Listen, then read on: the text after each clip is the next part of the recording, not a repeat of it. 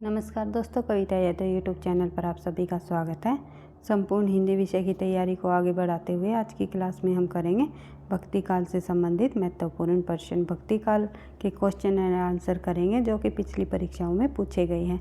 कहीं ना कहीं किसी न किसी पिछली परीक्षाओं में पूछे गए पीवाई को हम करते हुए आगे बढ़ रहे हैं। एक हमने घटना चक्कर का प्रैक्टिस सेट लिया है, इसमें उन्हीं प्रश्नों को इंक्लूड किया है जो कहीं ना कहीं पिछली परीक्षाओं में पूछे गए हैं। जिसकी भी परीक्षा में हिंदी साहित्य संबंधी परीक्षा में प्रश्न पूछे जाते हैं उन सभी के लिए ये क्लास काफ़ी मददगार साबित होगी।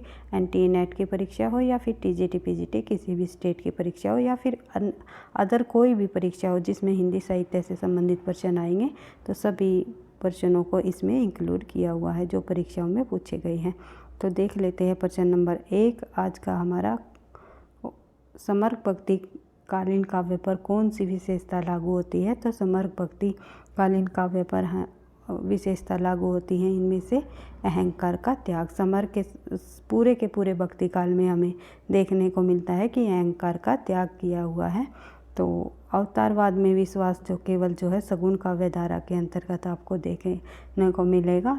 निर्गुण काव्य धारा के कवियों ने अवतारवाद में विश्वास को नकारा है और जाति प्रथा का निषेध जो है आपको जो है ये निर्गुण काव्य धारा की विशेषता में देखने को आपको मिलेगा। इस प्रकार से समर्थ भक्ति काव्य के अंतर्गत आप लोगों को देखने को मिलेगा कि अहंकार के त्याग की बात कही है। तो देख लेते हैं अगला प्रश्न हमारा। एक बार जो ये व्याख्या दी गई है इनको भी हम पढ़ लेंगे क्योंकि इनके अंदर से भी कुछ ऐसे इम्पोर्टेंट तथ्य निकल कर आते हैं जो परीक्षा की दृष्टि से महत्वपूर्ण है। भक्तिकालीन कवियों में ब्रह्मा प्राप्ति में अहंकार को बाधक माना है और उन्होंने सर्वप्रथम अहंकार के त्याग पर बल दिया है। अतः समर्थ भक्तिकालीन काव्य पर अहंकार का त्याग की विशेषता लागू होती है। उसके बाद देख लेते हैं प्रश्न नंबर 2। भक्ति काल की समय सीमा क्या है। तो भक्ति काल की समय सीमा आपको पता ही है, आंसर हो जाएगा डी, क्योंकि भक्ति काल की जो समय सीमा है वो 1375 विक्रमी संवत से लेकर के 1700 विक्रमी संवत मानी है। इससे पहले जो है 1050 से लेकर के 1375 तक जो है आदिकाल की समय सीमा रही है। तो इससे संबंधित और अन्य तथ्य हम देख लेते हैं। हिंदी साहित्य के में भक्ति काल का जो समय है वो 1375 विक्रमी संवत से लेकर के 1700 विक्रमी संवत तक माना जाता है। भक्ति काल को ज्ञानाश्रय शाखा, प्रेमाश्रय शाखा, कृष्ण शाखा और जो है राम भक्ति शाखा में विभक्त किया गया है। यानी कि भक्ति काल को निर्गुण काव्य धारा और सगुण काव्य धारा में जो विभाजित किया है। निर्गुण काव्य धारा के अंतर्गत ज्ञानाश्रय शाखा और प्रेमाश्रय शाखा आएगी और सगुण काव्य धारा में जो है कृष्ण भक्ति शाखा और रामाश्रय शाखा को रखा है। और देख लेते हैं ज्ञानाश्रय शाखा के प्रमुख कवि आप सभी को पता है कबीर, रैदास और मलुकदास। प्रेमाश्रय शाखा के प्रमुख कवि मलिक मोहम्मद जायसी और कृष्ण धारा के प्रमुख कवि रहे हैं सूरदास, नंददास, कृष्णदास, परमानंद दास, कुंभन दास, गोविंद स्वामी। जो अष्टछाप के कवि सभी के सभी अष्टछाप के जितने भी कवि रहे हैं वे सभी जो है कृष्ण काव्य धारा के अंतर्गत आते हैं। मीराबाई, नरोत्तम दास, रहीम और रस खान ये कृष्ण काव्य धारा के अंतर्गत आते हैं। लेकिन राम काव्य धारा के शाखा के प्रमुख संत जो कवि रहे हैं उनमें तुलसीदास जी प्रमुख रहे हैं, ये आपको पता ही है। बढ़ते हैं आगे। अगला प्रश्न हमारा प्रश्न संख्या 3। संवत 1375 से लेकर 1700 विक्रमी संवत तक के साहित्य में कौन सी भावधारा परिलक्षित होती है। तो 1375 से लेकर के 1700 विक्रमी संवत तक जो है साहित्य में क्या है, भक्ति की भावधारा परिलक्षित होती है। इसीलिए जो है इस काल को भक्ति काल नाम दिया है। भक्ति काल को स्वर्ण काल की संज्ञा भी दी गई है। बढ़ते हैं आगे। अगला प्रश्न हमारा भक्ति के स्रोत को दक्षिण में उत्तर भारत में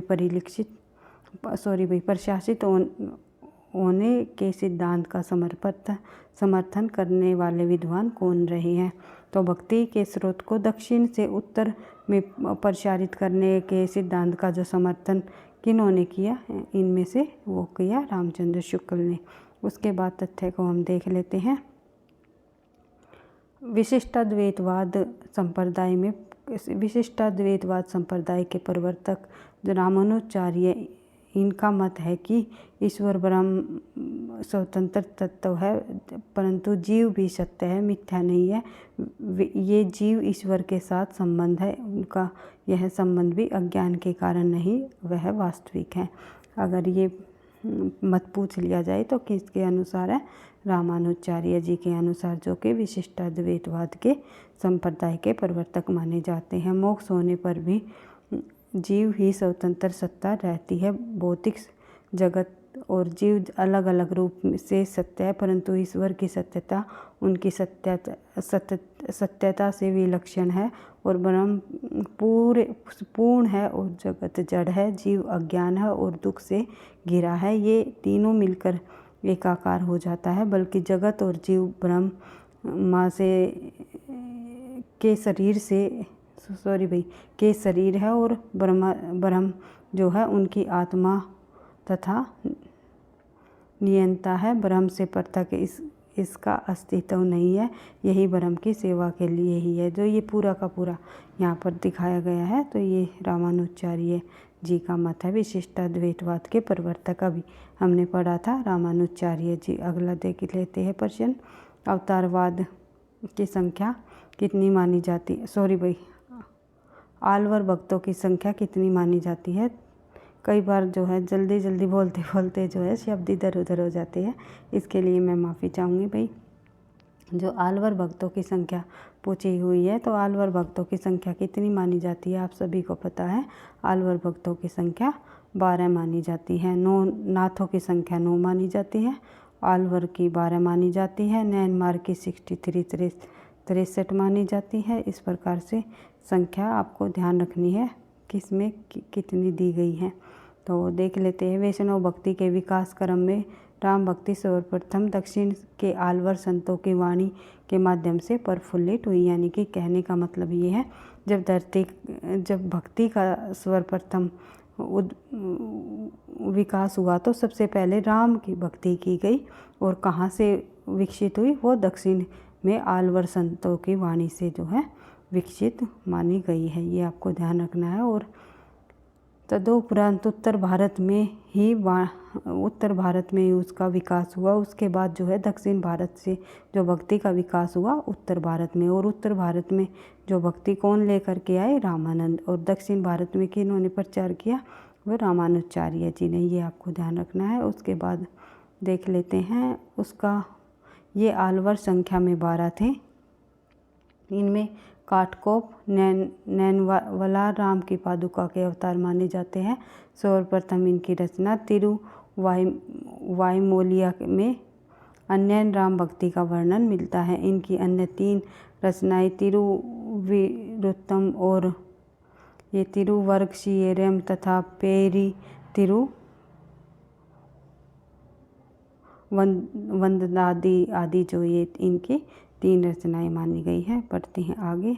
अगला प्रश्न, और अन्य महत्वपूर्ण तथ्य देख लेते हैं इस प्रश्न से संबंधित कि 7वें आलवर केलर के चेरवंशी राजा कुलशेखर भी अन्य राम भक्त थे, और पेरुमाल तिरुभोवी में इनके राम भक्ति विषयक रस गीत संकलित है। और श्री संप्रदाय के प्रथम आचार्य रंगनाथ मुनि 824 से लेकर के 924 ईस्वी में आलवर संतों के लोक प्रचलित पदों का प्रबंधनम शीर्षक से 4 भागों में संकलित किया। कई बार ये परीक्षा में प्रश्न पूछा गया है कि प्रबंधनम जो शीर्षक है वो किसने, आलवर भक्तों में प्रबंधनम शीर्षक से किसने जो है संकलित किया है? तो श्री संप्रदाय के प्रथम आचार्य रंगनाथ मुनि ने। और नाथ मुनि ने प्रवर्ती श्री संप्रदाय के पुंडरीक राम मिश्र यमुनाचार्य आदि आचार्यों ने भी अपनी वाणी के द्वारा राम भक्ति को अधिकाधिक पल्वित किया है। आचार्य रामानुजाचार्य शेष अथवा लक्ष्मण के अवतार माने जाते हैं। कई बार ये पूछा गया है आचार्य जो है कौन से आचार्य ऐसे रहे हैं जो लक्ष्मण के अवतार माने गए हैं? तो आचार्य रामानुजाचार्य। ब्रह्म संप्रदाय की भक्ति परंपरा में मध्वाचार्य का महत्वपूर्ण स्थान है। मध्वाचार्य का किसमें महत्वपूर्ण स्थान है? ब्रह्म संप्रदाय में। बढ़ते हैं आगे, अगला प्रश्न देख लेते हैं भाई। एक सेकंड, यहाँ हम 2 पेज इकट्ठे ले गए भाई। चलो प्रश्न से ही शुरुआत कर लेते हैं, देख लेते हैं। हिंदी का भक्ति काल बाहरी आक्रमण की प्रतिक्रिया है। यह कथन किस निम्नलिखित में से किस विद्वान का है? तो हिंदी का भक्ति काल बाहरी आक्रमण की प्रतिक्रिया है, यह कथन जो है किसका है? ये आपको पता है, आचार्य रामचंद्र शुक्ल जी का है। गिरीशन रामचंद्र शुक्ल व और हजारी प्रसाद द्विवेदी भक्ति के उदय की व्याख्या 3 भिन्न भिन्न रूपों में करते हैं। गिरीशन ने के लिए वह बाह्य प्रभाव है और रामचंद्र शुक्ल के लिए वह बाहरी आक्रमण की प्रतिक्रिया है, और हजारी प्रसाद द्विवेदी ने उसे महज भारतीय परंपरा का अपना स्वतः स्फुट विकास मानते हैं। ये क्रमशः विदेशी, देसी और लोक पक्ष को महत्व देने की अलग अलग परिणतियाँ हैं। इस प्रकार बढ़ते हैं आगे, अगला प्रश्न हम देख लेते हैं। रामानुजाचार्य ने किस दर्शन का प्रतिपादन किया है? तो रामानुजाचार्य ने विशिष्टाद्वैतवाद का प्रतिपादन किया है। उत्तर भारत में राम भक्ति का परिवर्तन रामानुजाचार्य की परंपरा में राघवानंद द्वारा प्रारंभ हुआ, और उनके शिष्य रामानंद ने उसे युगानुकूल भावभूमि प्रदान की। यानी कि भक्ति का प्रचार प्रसार उत्तर भारत में फैलाने का कार्य किन्होंने किया? राघवानंद के शिष्य रामानंद जी ने।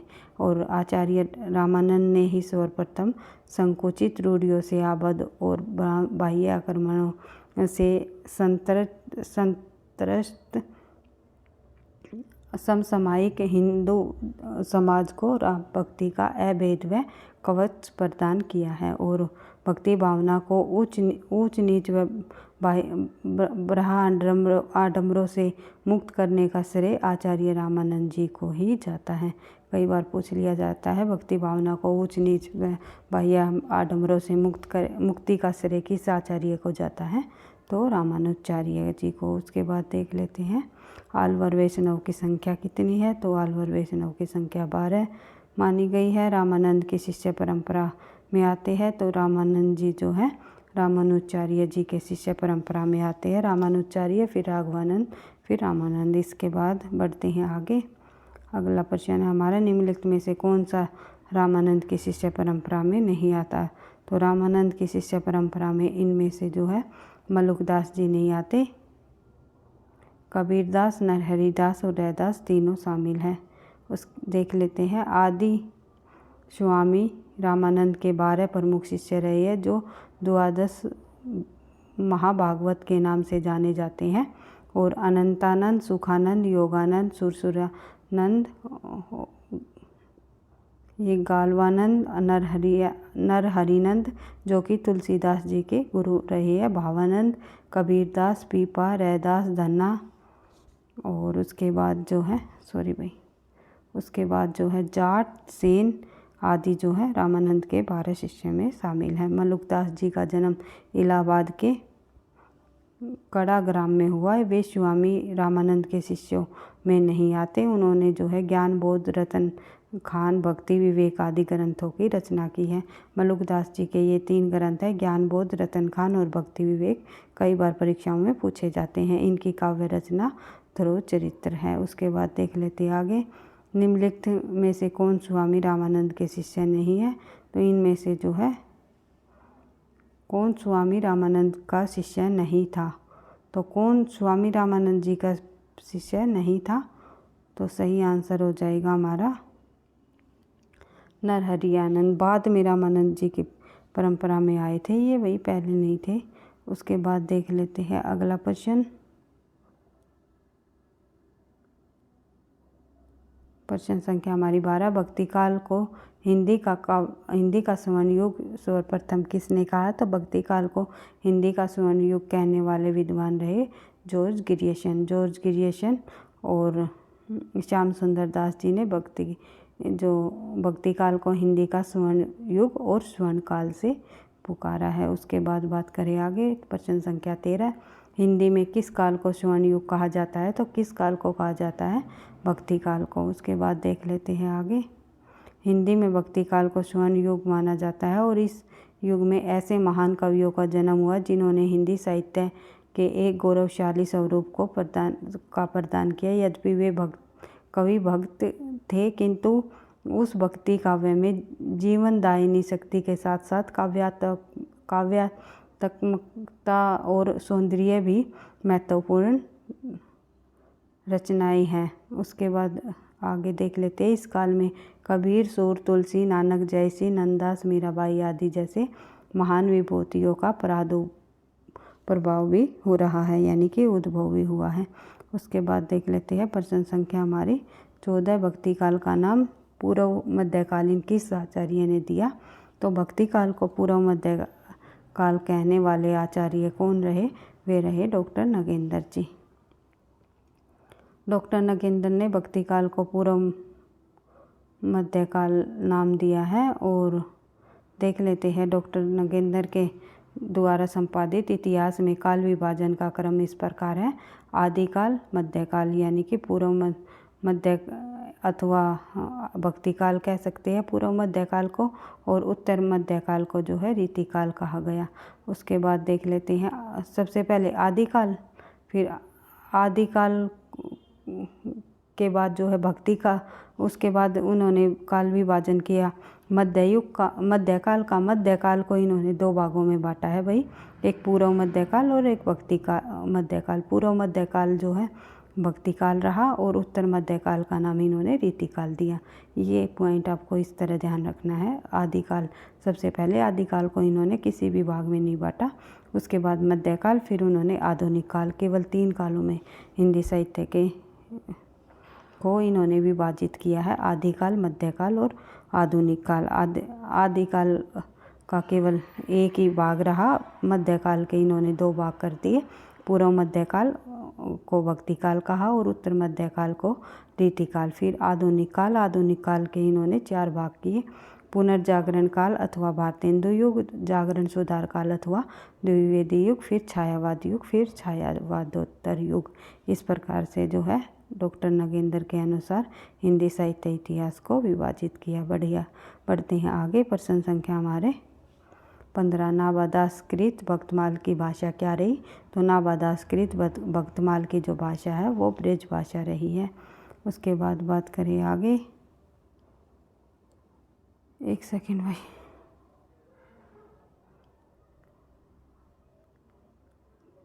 देख लेते हैं भक्तमाल की, नाबादासकृत भक्तमाल की भाषा जो है ब्रज भाषा है।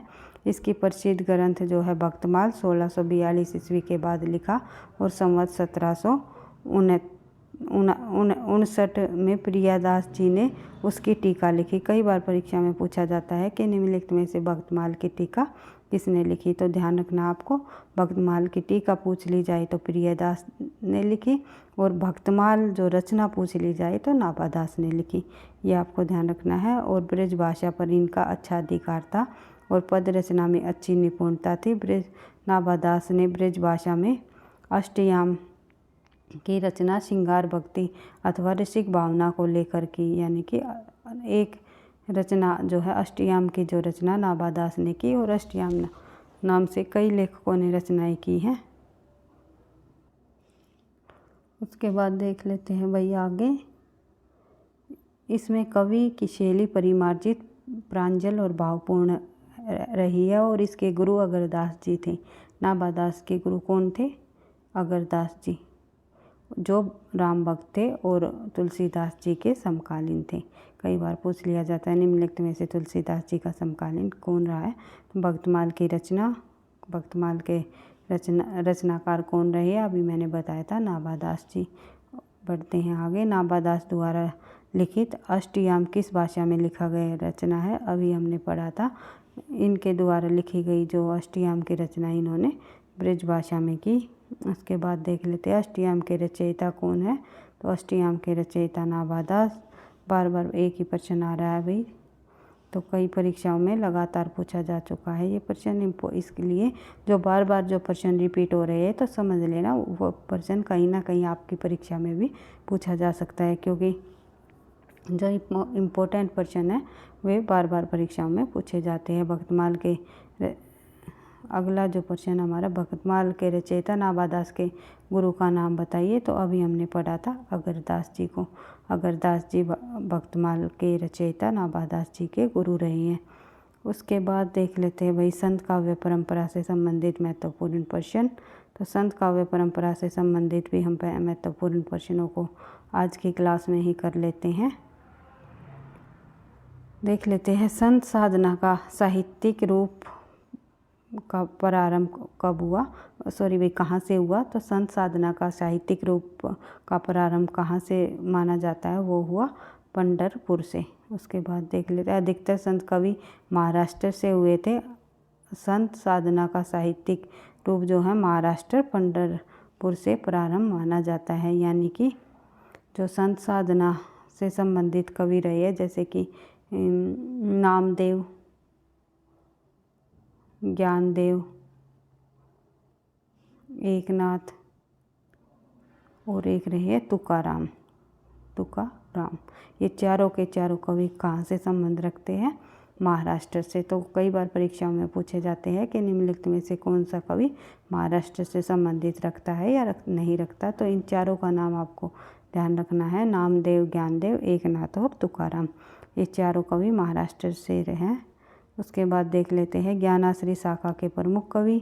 तो ज्ञानाश्री शाखा के प्रमुख कवि कौन रहे हैं, वे रहे हैं कबीरदास जी। निर्गुण काव्य धारा में ज्ञानाश्री शाखा के संत अर्थात संत काव्य परंपरा के प्रमुख कवि कबीरदास जी माने जाते हैं।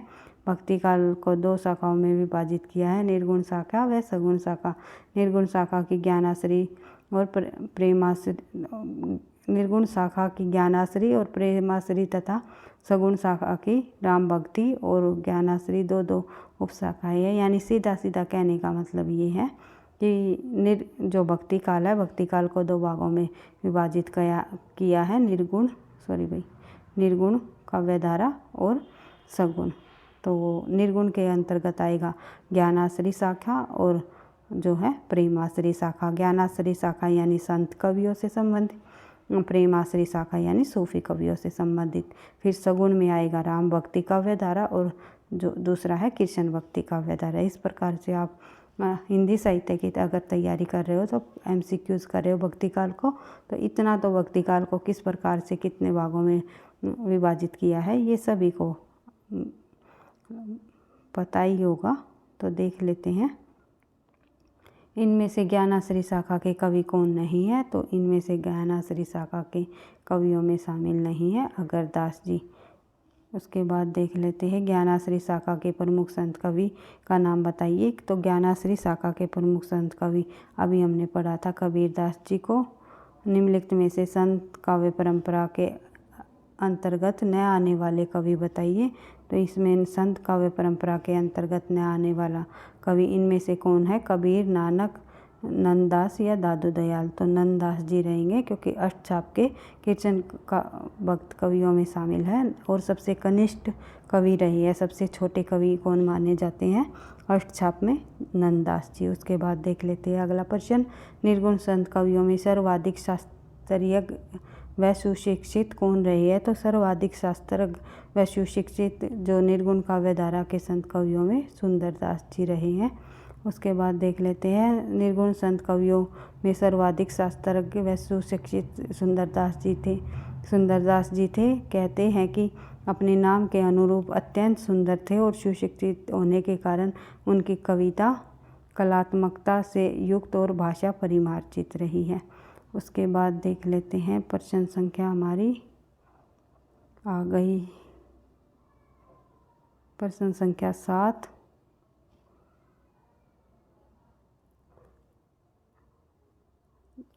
और अन्य व्याख्या देख लेते हैं सुंदरदास जी के संबंध में। निर्गुण संतों ने गे पद और दोहे में लिखे थे और सुंदरदास ने कवित और सवैये भी रचे थे। उनके काव्य भाषा में अलंकार का खूब प्रयोग हुआ है। उनका सर्वाधिक प्रसिद्ध ग्रंथ सुंदर विलास है और रज्जब धर्मदास व दादू दयाल निर्गुण संत कवियों में संत रहे हैं। बढ़ते हैं आगे। निम्नलिखित संत कवियों में उनकी संत कवि कौन सा कवि पढ़ा लिखा था? तो अभी हमने पढ़ा था सुंदर और सुशिक्षित सबसे अधिक कौन रहे हैं? वे रहे हैं सुंदरदास जी। उसके बाद देख लेते हैं इनमें से कौन सा कवि संत कवि नहीं है। तो इनमें से को जो है तुलसीदास जी रहे हैं, वे सगुण काव्य धारा के कवि रहे हैं, ना कि कोई संत कवि। तो कबीरदास जी, रैदास और गुरु नानक जी सभी संत कवियों में शामिल है। तो कबीरदास, रैदास, गुरु नानक, नामदेव, दादू दयाल, सुंदरदास, मलुकदास आदि सभी संत कवि है, जबकि तुलसीदास भक्ति काल के राम भक्त काव्य धारा के कवि रहे हैं।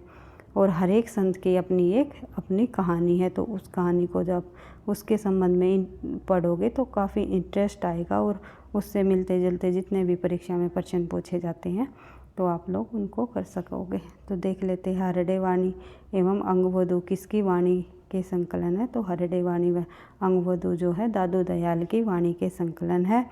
दादू दयाल की वाणी को संकलित करने का कार्य सर्वप्रथम उनके शिष्य संतदास एवं जगन्नाथ दास ने किया। उसके बाद देख लेते हैं जिनका नाम इन्होंने हरडे वाणी रखा है, और रज्जब ने दादू दयाल की वाणी को अंगवधु नाम से संकलित भी किया है।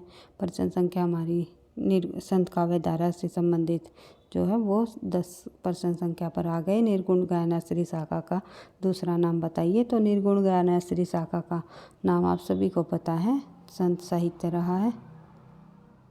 उसके बाद बात करें आगे। आचार्य रामचंद्र शुक्ल ने निर्गुण संत काव्य धारा को निर्गुण ज्ञानाश्री शाखा का नाम दिया है, और ये निर्गुण ज्ञानाश्री शाखा नाम किसने दिया है? आचार्य रामचंद्र शुक्ल ने। ये भी आपको ध्यान रखना है क्योंकि परीक्षा में किसी भी प्रकार से प्रश्न पूछा जा सकता है। तो आचार्य रामचंद्र शुक्ल ने निर्गुण संत काव्य धारा का जो है निर्गुण ज्ञानाश्री शाखा नाम दिया है, और हजारी प्रसाद द्विवेदी ने इसे निर्गुण भक्ति साहित्य कहा है। हजारी प्रसाद द्विवेदी ने क्या नाम दिया है इसे? निर्गुण भक्ति साहित्य। और राम कुमार वर्मा ने केवल संत काव्य से संबंधित कहते हैं। संत काव्य किसने नाम दिया है? निर्गुण काव्य धारा के ज्ञानाश्री शाखा को वो नाम दिया है केवल राम कुमार वर्मा। इसे क्या कहते हैं? संत काव्य से संबोधित करते हैं। अतः निर्गुण ज्ञानाश्री शाखा का दूसरा नाम संत साहित्य भी है। और इस शाखा के प्रवर्तक कबीरदास जी रहे हैं। रैदास, रविदास, गुरु नानक, नामदेव, दादू दयाल, सुंदरदास, मलुकदास आदि ज्ञानाश्री शाखा के प्रमुख कवि रहे हैं। उसके बाद देख लेते हैं प्रश्न संख्या हमारी 11 में ही बहुत आए हैं अभी। तो देख लेते हैं कबीरदास किस काव्य धारा का प्रतिनिधित्व करते हैं? तो कबीरदास जी जो है संत काव्य धारा का प्रतिनिधित्व करते हैं।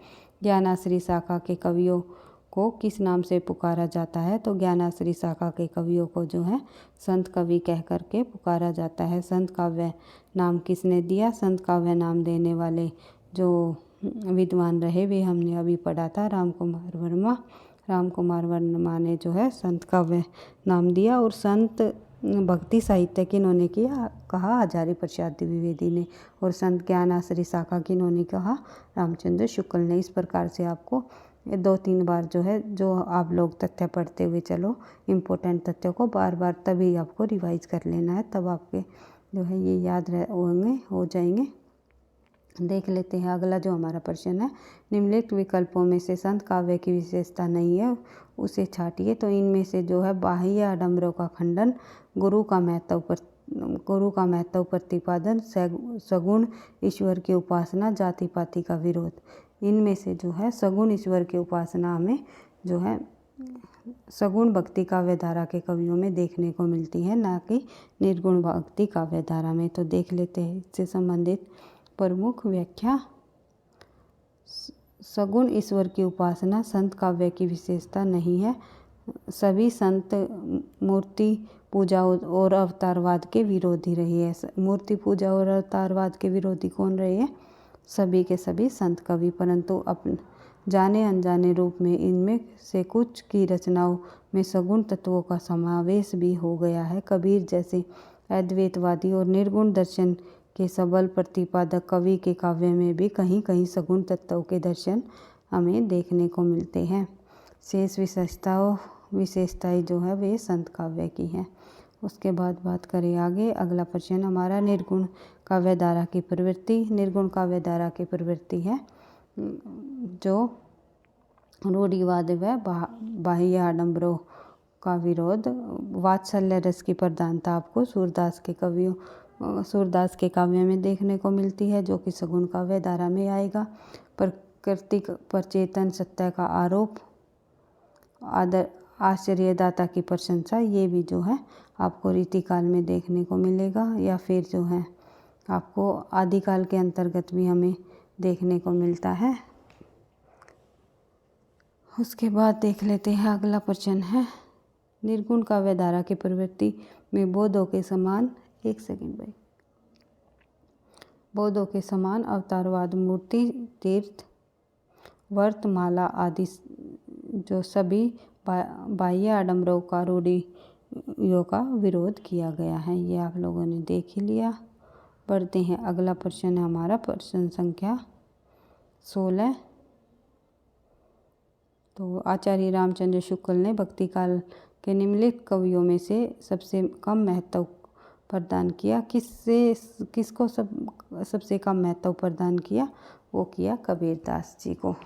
तो कबीरदास जी को सबसे कम महत्व प्रदान किया है आचार्य रामचंद्र शुक्ल ने भक्ति काल के सभी कवियों से, जिसे मैंने कि हजारी प्रसाद ने सब जो है कबीरदास जी को महत्व दिया है, अधिक महत्व दिया है। किसी कवि को साहित्य की प्रतिष्ठा दिलाने वाले आचार्य रामचंद्र शुक्ल थे, लेकिन उन्होंने जहाँ तुलसीदास, सूरदास और जायसी पर स्वतंत्र रूप से विस्तृत समीक्षाएं लिखी, वहीं कबीर को इस योग्य नहीं समझा। उनके लिए कबीर का महत्व इतिहास तक ही सीमित रहा और इतिहास में भी कबीर के प्रति सम्मान व सहानुभूति का भाव नहीं दिखाई देता। उसकी दृष्टि में कबीर की भाषा तो पंचमैली है और विचार भी पंचमैल है। प्रतिभा उनमें जरूर बड़ी प्रखर थी और उनकी उक्तियों में कहीं कहीं विलक्षण प्रभाव और चमत्कार भी है, लेकिन कविताओं भी है रामचंद्र शुक्ल ने कहीं नहीं कहा। तो इस प्रकार से जो ये जितनी भी ये विशेषताएं दी गई है कबीर के संबंध में, तो ये रामचंद्र शुक्ल ने अपने इतिहास ग्रंथ में कबीर के से संबंधित ये विशेषताएं कहीं पर भी नहीं दर्शाई, कहीं नहीं कहीं। तो देख लेते हैं अगला प्रश्न हमारा प्रश्न संख्या 17। एक सेकंड भाई। भाषा बहुत परिष्कृत और परिमार्जित न होने पर भी कबीर की उक्तियों में कहीं कहीं विलक्षण प्रभाव और चमत्कार है। प्रतिभा उनमें प्रखर थी, उनमें संदेह नहीं। पंक्तियाँ जो है किस लेखक की है देख लेते हैं। एक सेकंड भाई। तो ये जो उक्तियाँ भी हमने पढ़ा था आचार्य रामचंद्र शुक्ल द्वारा ये पंक्तियाँ लिखी गई। उसके बाद देख लेते हैं, और ये प्रश्न पूछा गया है भाई, देखो कथनों से संबंधित ये प्रश्न पूछे गए हैं पिछली परीक्षाओं में, और टीजीटी पीजीटी या नेट की से अलग परीक्षाओं में एलटी ग्रेड या प्रवर्तकता संबंधी परीक्षाओं में भी प्रश्न ये पूछे जाते हैं। तो ऐसा नहीं है केवल टीजीटी पीजीटी या एनटीए नेट के लिए ही ये जो क्लास रहेगी, सभी परीक्षाओं के लिए उतनी ही महत्वपूर्ण रहेगी जितनी कि टीजीटी पीजीटी परीक्षाओं के लिए है। तो देख लेते हैं अगला प्रश्न हमारा, सुदकड़ी भाषा क्या से आशय है। तो सुदकड़ी भाषा से क्या आशय क्या रहा है? तो इनमें अनेक प्रांतीय भाषाओं बोलियों के शब्दों का मिश्रण हो, तो उसे सुदकड़ी भाषा कहा जाता है। सुदकड़ी भाषा जो कि आचार्य रामचंद्र शुक्ल ने कहा था कबीरदास जी की भाषा को, तो भाषा का आशय है इनमें अनेक प्रांतीय भाषाओं बोलियों के शब्दों का मिश्रण। संत जन भ्रमणशील प्राणी थे और अतः उनकी रचनाओं में उन विभिन्न प्रदेशों की बोलियों के शब्द भी प्रयुक्त हैं जहां उन्होंने भ्रमण किया। इन संतों के काव्यों में ब्रज भाषा, उर्दू, भोजपुरी, पंजाबी तथा राजस्थानी का आरोप हुआ। रामचंद्र शुक्ल ने कबीर की भाषा को सदुकड़ी तथा श्याम सुंदर दास जी ने कबीर दास जी की भाषा को पंचमैली खिचड़ी कहा है। कबीर दास के गुरु रामानंद थे। देख लेते हैं भाई, अगला प्रश्न आ गया हमारा प्रश्न संख्या 19। ये नेक्स्ट और आगे वाले प्रश्न की व्याख्या भाई इसको हम ही छोड़ देते हैं। तो देख लेते हैं प्रश्न संख्या 19। अजगर करे न चाकरी, पंछी करे न काम, किसने कहा? तो अजगर करे न चाकरी, पंछी करे न काम मलुकदास द्वारा लिखी गई पंक्ति है। निकम्मेपन तथा आलसियों के बारे में मलुकदास जी का ये दोहा रचा है। अजगर करे न चाकरी, पंछी करे न काम, दास मुल्का कह गए सबका दाता राम। उसके बाद देख लेते हैं आगे प्रश्न संख्या 20। ज्ञान बोध किसकी रचना है? तो ज्ञान बोध जो रचना है वो किसकी है? वो है मलुकदास जी की। कई बार परीक्षाओं में पूछी गई है। ज्ञान बोध मलुकदास जी की रचना है। मलुकदास के अन्य प्रमाणिक ग्रंथ है रतन खान, भक्त वंशावली, भक्ति विवेक, ज्ञान परोछी, 12 खड़ी, राम अवतार लीला, ब्रज लीला, धरुचरित और विभव विभूति, सूर सागर तथा सफुट पद इत्यादि जो है राम भक्त ये रचनाएं जो है मलुकदास जी से की रही है। बढ़ते हैं आगे। भक्ति विवेक निम्नलिखित में से किसकी रचना है? ये भी रचना जो है मलुकदास जी की है। उसके बाद देख लेते हैं रज्जब अली खां के गुरु कौन है? तो रज्जब अली खां के जो गुरु रहे हैं वे रहे हैं दादू दयाल। रज्जब के गुरु कौन रहे हैं? दादू दयाल। तो रज्जब अली खां गुरु दादू दयाल, अली खां के गुरु दादू दयाल थे। दादू दयाल के अन्य जो शिष्य रहे हैं वे है सुंदरदास, परागदास, जनगोपाल, जगजीवन और प्रभूति आदि। रागादास ने अपने भक्तमाल, नाबादास है भाई ये, सॉरी ये यहाँ पर टाइपिंग मिस्टेक है। रागादास मैं भी कहूँ कि ये कहाँ से आ गया, नाबादास है ये, नाबादास। तो नाबादास ने जो है अपने भक्तमाल में दादू के प्रमुख 52 शिष्यों का उल्लेख किया है, जिसमें रज्जब और सुंदरदास प्रमुख रहे हैं। किसमें उल्लेख किया है? नाबादास ने अपनी रचना भक्तमाल में दादू दयाल के 52 शिष्यों का उल्लेख किया है। और रज्जब जो है दादू दयाल के प्रमुख शिष्यों में से रही है और सुंदरदास भी दादू दयाल के प्रमुख शिष्यों में रही है। तो सुंदरदास जी के गुरु का नाम पूछ लिया जाए तो भी दादू दयाल, और रज्जब के गुरु का नाम पूछ लिया जाए तो भी दादू दयाल। उसके बाद देख लेते हैं प्रश्न संख्या 23। कबीरदास जी के गुरु आप सभी को पता है। कबीरदास जी के गुरु जो है रामानंद जी रहे हैं। रामानंद के 12 शिष्यों में जो है कबीरदास जी शामिल रहे हैं। तो ये रामचंद्र है भाई, ये यहाँ शायद टाइपिंग मिस्टेक हो गया, ये रामानंद जी हैं, रामानंद। उसके बाद बात करें आगे, अगला प्रश्न है हमारा, कबीर ने जिस प्रकार एक निराकार ईश्वर के लिए भारतीय वेदांत का पल्ला पकड़ा, उसी प्रकार उस निराकार ईश्वर की भक्ति के लिए सूफियों का प्रेम तत्व लिया और अपना निर्गुण धूमधाम से निकाला। यह कथन किसका है? तो ये कथन जो है आचार्य रामचंद्र शुक्ल जी का है। तो आचार्य रामचंद्र शुक्ल ने कहा है कि कबीर ने जिस प्रकार एक निराकार ईश्वर के लिए भारतीय वेदांत का पल्ला पकड़ा, उसी प्रकार उस निराकार ईश्वर की भक्ति के लिए सूफी का प्रेम तत्व लिया और अपना निर्गुण पंथ धूमधाम से निकाला। यह बात है कि भारतीय भक्ति साकार और सगुण रूप से लेकर चला था। निर्गुण और निराकार ब्रह्म भक्ति का प्रेम का विषय नहीं माना जाता। उसके बाद देख लेते हैं प्रश्न संख्या हमारी 30 प्रश्न संख्या पर अब आ गए भाई। तुम जिनी जानो गीत है यह निज ब्रह्म विचार, किसने कहा है? तो ये जो पंक्तियाँ हैं ये किसकी है? ये कबीरदास जी द्वारा कही गई है। कबीर भावना की अनुभूति से युक्त उत्कृष्ट रहस्यवादी जीवन का संवेदनशील संस्पर्श करने वाले और मर्यादा के रक्षक कवि रहे हैं। और उन्होंने स्वतः कहा भी है कि जिनी जानो गीत यह निज ब्रह्म विचार, जो पथभ्रष्ट समाज को उचित मार्ग पर लाना ही उसका प्रधान लक्ष्य है। बढ़ते हैं आगे, अगला प्रश्न है प्रश्न संख्या 31। मासिक छुओ नहीं कलम गाहो नहीं हाथ, मैंने कभी कागज़ को छुआ नहीं, कलम को हाथ नहीं लगाया। ये पंक्ति भी जो है कबीरदास जी की है। तो अक्षर ब्रह्म के परम साधक कबीरदास जो है सामान्य अक्षर ज्ञान से रहित थे।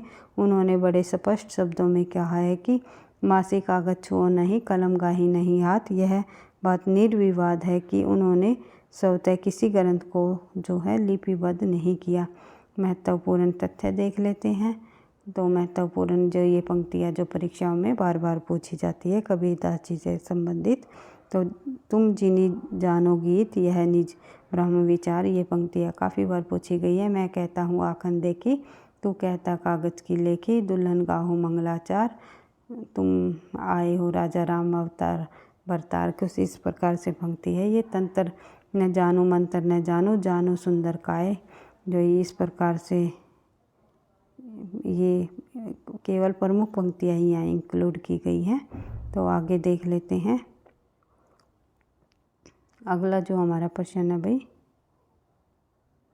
एक पेज रह गया, फिर हमारी सूफी काव्य परंपरा जो है शुरू हो जाएगी। सूफी काव्य परंपरा को हम जो है कल की क्लास में करेंगे। आज केवल जो भक्ति काल के प्रमुख शुरुआत से संबंधित प्रमुख प्रश्न जो बार बार परीक्षाओं में पूछे गए हैं उनको किया है, और साथ ही जो है ज्ञानाश्रयी शाखा से संबंधित महत्वपूर्ण प्रश्नों को कर लिया। कल की क्लास में हम जो है सूफी कवियों से संबंधित प्रश्नों को करेंगे। तो कबीर के गुरु का नाम बताइए। तो कबीर के गुरु का नाम आप सभी को पता है, रामानंद जी हैं। कबीर वाणी के डायरेक्टर थे। यह किस आलोचक का मत है? तो हजारी प्रसाद जी का है। ये कबीर वाणी के डायरेक्टर थे। यह अभिहित है हजारी प्रसाद द्विवेदी का। कबीर साहसपूर्वक जन बोली के शब्दों का प्रयोग अपनी कविता में करते हैं। बोली के ठेठ शब्दों के प्रयोग के कारण कबीर को वाणी का डायरेक्टर कहा गया है। किस कारण कहा गया है कबीर को वाणी का डायरेक्टर? क्योंकि उनकी बोली जो है बिल्कुल ठेठ शब्दों का प्रयोग उन्होंने किया है। आम जनता की बोलचाल में ही अपनी जो है कविताएं लिखी, काव्य रचा है। तो देख लेते हैं आगे। कबीर वाणी के डायरेक्टर दोबारा से पूछ लिया है भाई ये क्योंकि जो प्रश्न बार बार पूछा जाता है वो अपने आप में इम्पोर्टेंट ही है, क्योंकि ये कहीं ना कहीं दूसरी परीक्षाओं में पूछे गए प्रश्न है। तो आगे बढ़ते हैं। कबीरदास को वाणी का डायरेक्टर फिर पूछा हुआ है KVS प्रवर्तक परीक्षा में हजारी प्रसाद। उसके बाद आचार्य हजारी प्रसाद ने कबीरदास को आचार्य हजारी प्रसाद ने वाणी का डायरेक्टर किसे कहा? आप अभी हमने पढ़ा था, तो कबीरदास जी को। उसके बाद देख लेते हैं प्रश्न संख्या हमारी, एक सेकंड भाई। आज की क्लास का हमारा लास्ट और अंतिम प्रश्न है भाई, कबीर को वाणी का संग्रह बीजक कहते हैं।